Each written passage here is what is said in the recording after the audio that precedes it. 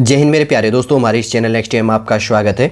IBPS institute of banking personal selection के द्वारा यहाँ पर नोटिफिकेशन अपडेट किया 1 अगस्त 2024 को। देख लेंगे आपके लिए फॉर्म फिल करने के लिए क्या इंपॉर्टेंट इन्फॉर्मेशन है, क्या वैकेंसी अपडेट है, किस किस बैंक के लिए यहाँ पर आईबीपीएस एग्जाम करवा रहा है, पूरा इन्फॉर्मेशन देखेंगे, सब क्लियर कर दूंगा। ठीक है, कैसे फॉर्म फिल करनी वो चीज़ भी मैं आपको प्रोवाइड करूंगा। इससे पहले हम आगे बढ़े, जो न्यू बिगिनर जुड़े, यदि आपके द्वारा हमारे इस चैनल नेक्स्ट टाइम को सब्सक्राइब नहीं किया तो सब्सक्राइब कीजिए, बेल आइकन को प्रेस कीजिए, ताकि जो भी कंटेंट, जो भी इन्फॉर्मेशन हमारे द्वारा आपके लिए प्रोवाइड किया जाता है तो उसका नोटिफिकेशन आपके पास समय पर उपलब्ध हो जाएगा। और कमेंट के माध्यम से अगर आपको लगता है सजेशन दे सकते हैं तो आप सजेशन भी हमें प्रोवाइड कर सकते हैं। ठीक है, देखिए institute of banking personal selection IBPS जिसको कहा जाता है, नोटिफिकेशन जैसे कि यहां पर लिखा है, commission recruitment processing for the recruitment of the probationary officers management trainees के लिए यहां पर इंक्लूड किया गया है। ठीक है, इन पार्टिसिपेटिंग जो है बैंक वेरियस पोस्ट जो है 2025 के लिए। सबसे पहले बात आ जाते हैं वैकेंसी की बात करेंगे तो आपको ऑफिशियल वेबसाइट गूगल या क्रोम में सर्च करना है www.ibps.in, इससे फॉर्म फिल करेंगे। ठीक है, देखिए अब इंपोर्टेंट डेट इंक्लूड हो जाता है, तो डेट की बात करेंगे। सबसे पहले online registration including edit modifications of applications bye candidate 1 अगस्त 2024 से 21 अगस्त 2024 तक आप फॉर्म फीस पे कर सकते हैं, फॉर्म फिल कर सकते हैं। Payment of application fees and intimation charge online जो चीज़ है मैंने यहाँ पे प्रोवाइड किया है 1 अगस्त से लेकर 21 अगस्त सर आप ये चीज़ कर सकते हैं। इनको जो है यहाँ पे कंडक्ट ऑफ प्री एग्जामिनेशन से ट्रेनिंग पीटी एग्जाम आपका सितंबर 2024 में हो जाएगा। फिर है यहाँ पे download of call letter for online examination preliminary base के अंतर्गत प्रीलिम्स जिसको कहा जाता है, फुल फॉर्म होता है प्रिलिमिनरी। ठीक है, अक्टूबर 2024 में। फिर उसके बाद में ऑनलाइन एग्जामिनेशन प्रीलिम्स का जो आपका एग्जाम होगा अक्टूबर 2024 में प्रिलिमिनरी आपका एग्जाम हो जाएगा। फिर उसके बाद में result of online examination preliminary का अक्टूबर नवंबर 2024 में आपके लिए प्रीलिम्स का रिजल्ट जारी कर दिया जाएगा।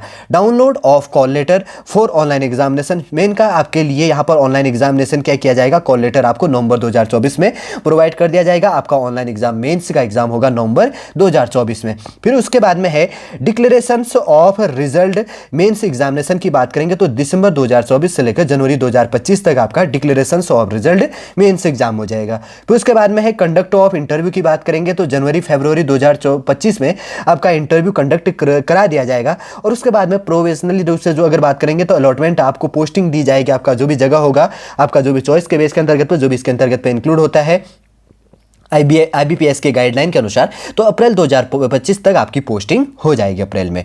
ठीक है, बहुत सारा है, लगभग 48 का पीडीएफ है, लेकिन इसमें से इंपॉर्टेंट की पॉइंट देखना है जो फॉर्म फिल करने के लिए इंपॉर्टेंट हो जाता है, जानने के लिए इंपॉर्टेंट हो जाता है। आईबीपीएस के लिए नोटिफिकेशन है, वैकेंसी यहाँ पर बैंक ऑफ बड़ौदा के लिए, कैनरा बैंक के लिए, इंडियन ओवरसीज बैंक के लिए, यूको बैंक के लिए, bank of India, central bank of India, Punjab national bank, union bank of India, bank of Maharashtra और इंडियन बैंक और पंजाब एंड सिंध बैंक के लिए यहाँ पर लगभग 11 बैंकों के लिए आपके लिए नोटिफिकेशन यहाँ पर अपडेट किया गया है। ठीक है, देखिए सबसे पहले सिटीजनशिप और नेशनलिटी की बात करेंगे तो यहां पर है citizen of India, subject of Nepal, subject of Bhutan, तिब्बती refugee who came over to India before 1 January 1962 with 1968 second with the intention of permanently settle in India, वही इसके लिए एलिजिबल है। और है पर्सन्स ऑफ इंडिया ओरिजिन से who has migrate from Pakistan, Burma, Sri Lanka, eastern Africa country of Kenya, Uganda, the United Republic of Tanzania, formally रूप से तंगानिया and जांजिबार, Zambia, मालवे, जेरे, इथियोपियंस एंड वियतनाम से with the intention of permanently settle in India, वही इसके लिए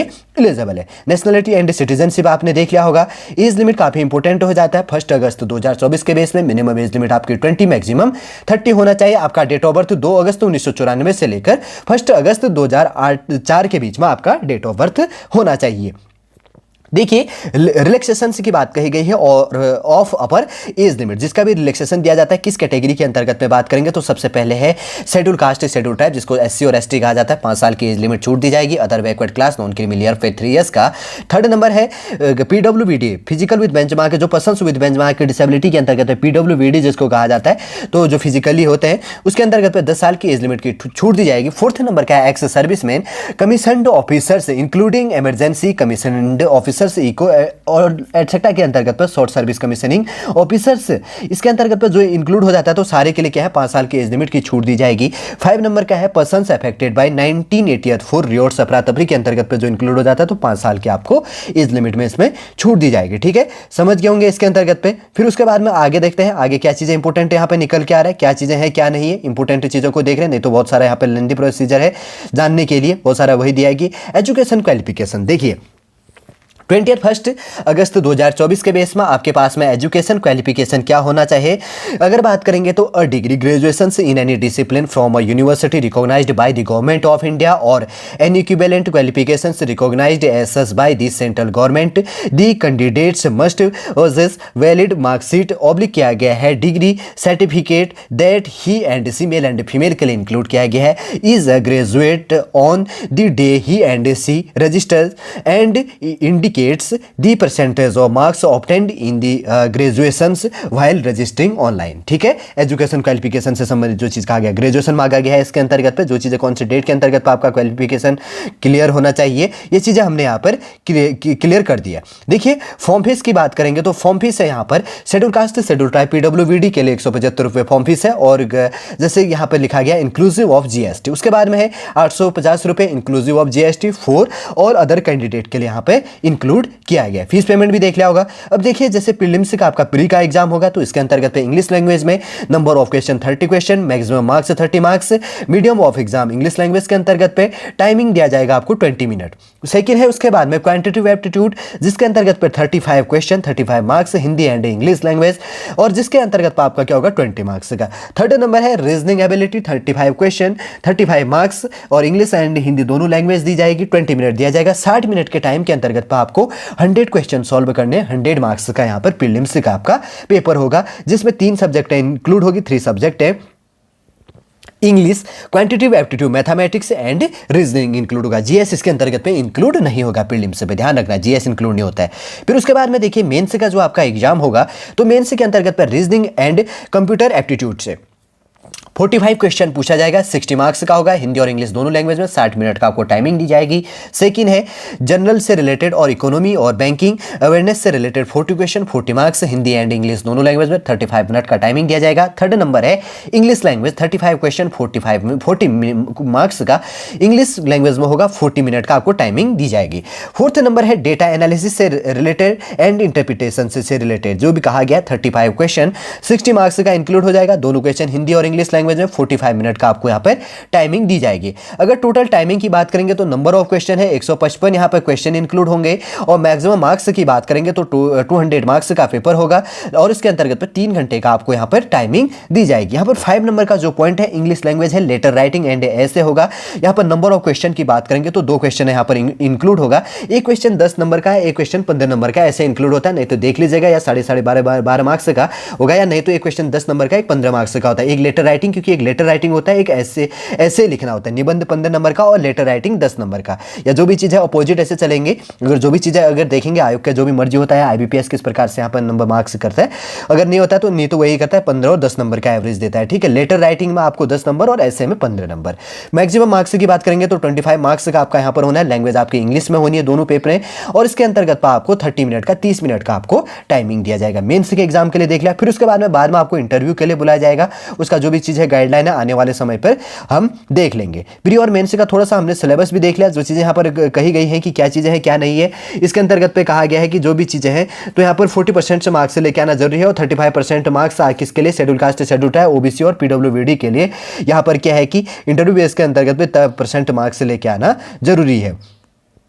फिर देखते हैं उसके बाद में आगे क्या चीज़ें हैं। वैसे तो इंपॉर्टेंट की पॉइंट हमने देख ली, वैकेंसी का जो है कैटेगरी वाइज जो वैकेंसी बटी हुई है तो आगे हम वो चीज़ भी देख लेंगे कि कहाँ पर क्या चीज़ें हैं। वैसे तो इंपॉर्टेंट डेट फॉर्म फीस का वापस यहाँ पे इंक्लूड किया इन्होंने क्योंकि बार बार दिया गया, क्योंकि दोबारा वहाँ पर रिलेट किया गया था इनके द्वारा, लेकिन ये जानने की भी आवश्यकता नहीं है, हम पहले देख चुके हैं। अब देखते हैं इसके अंतर्गत पर वैकेंसी का क्या क्रम बटा हुआ है। ठीक है, आगे दिया होगा इनका वैकेंसी की किस कैटेगरी के अंतर्गत पर कितनी वैकेंसी है, क्या चीज़ें हैं। वैसे तो बेसिक सा जो मैं फैक्ट कर रहा हूँ ना वो मैंने आपके लिए प्रोवाइड कर दिया। देखिए अब यहाँ पर वैकेंसी इंक्लूड हो जाता है।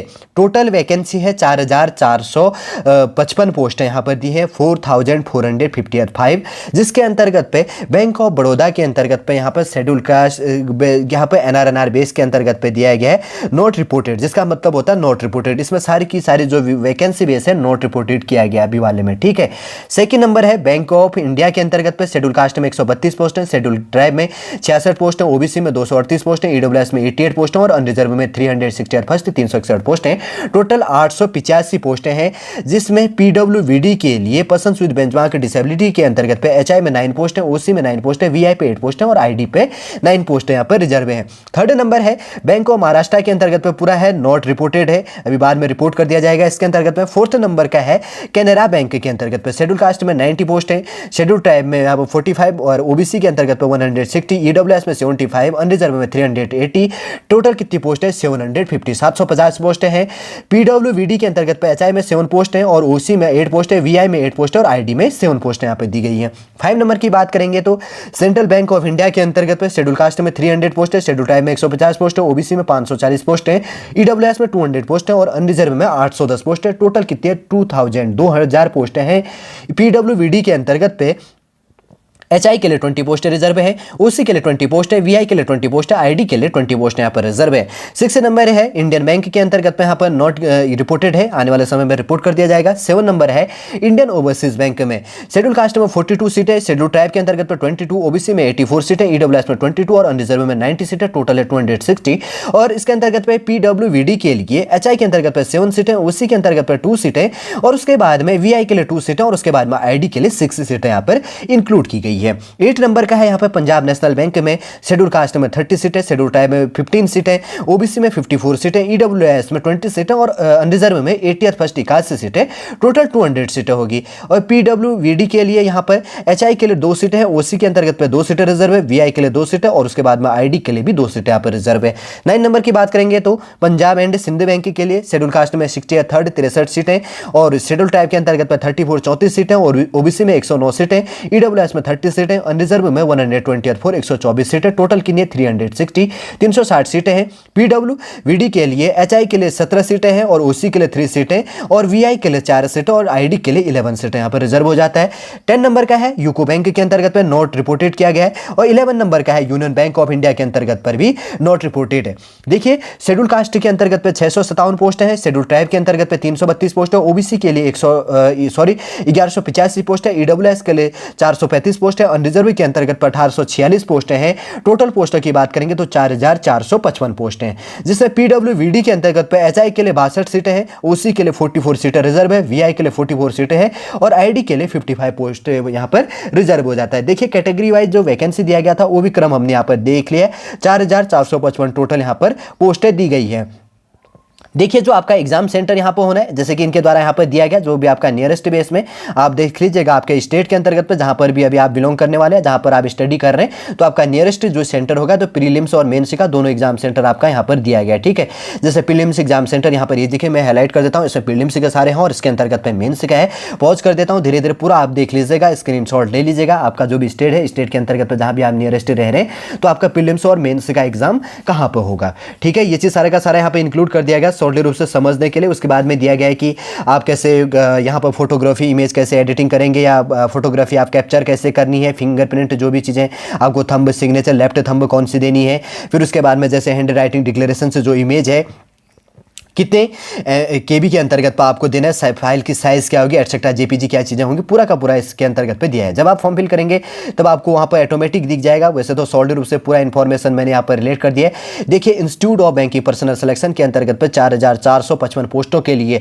लगभग 11 बैंकों के लिए जो वैकेंसी यहाँ पर इंक्लूड किया गया है। Bank of Baroda, bank of India, bank of Maharashtra, Canara bank और central bank of India, Indian bank, Indian overseas bank, Punjab national bank, Punjab and Sind bank, UCO bank, union bank of India के अंतर्गत पे 4455 जो बटी है कैटेगरी वाइज, जो भी आपके जानने के लिए इंपॉर्टेंट इंफॉर्मेशन था सॉलिड रूप से आपके लिए यहां पर प्रोवाइड करने की कोशिश की गई है। उम्मीद करूंगा दोस्तों सॉलिड पूरा इंफॉर्मेशन आपको समझ में आ गया होगा। यदि आज का वीडियो आपको अच्छा लगे लाइक कीजिए, कमेंट कीजिए और हमारे इस चैनल नेक्स्ट एएम को सब्सक्राइब कीजिएगा। वापस हम नेक्स्ट क्लास के अंतर्गत आपसे मिलेंगे।